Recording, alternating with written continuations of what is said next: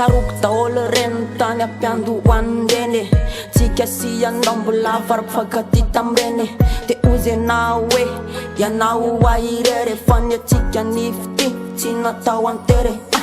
ka bereo di tsasony revsony toka za rehefa mamy de midekoba mila tsy ho zakanao mitsy angamba ny amamoko ndraindray anao tesa de mitomano mitoloko mare vo mindarika izay nahazo anao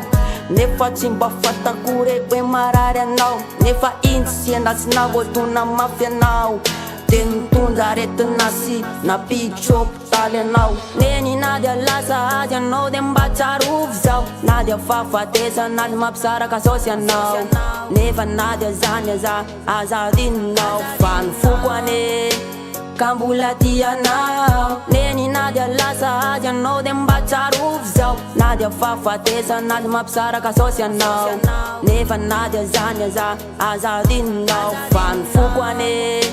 ka mbola tianao aketriny avoanenina ny zavanatoko taminao toy ny fonsy tarika izay nahazo anao fa ifonako aminao de mbola mare ianao farateniny dokotera de tsy hoe litsony anao ty andao nohony zay aretina izay nahazo anao fa ifonako aminao reny zava-bity reny fa esaky za hitaizany zanatsika fa zay mianaka mbola mana tena fitiavanao neny na dia lasa azy anao de mba tsarovy zao na dia fahafatesa na dy mampisaraka saosy anao nefa na dia zany aza azadinao fa ny foko ane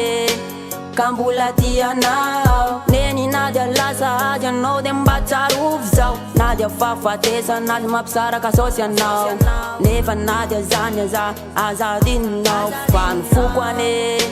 ka mbola tianao na dia mafy azy izany tsy ho kivy akory fa niditraky any no natonga izany fa niditraky any no natonga izany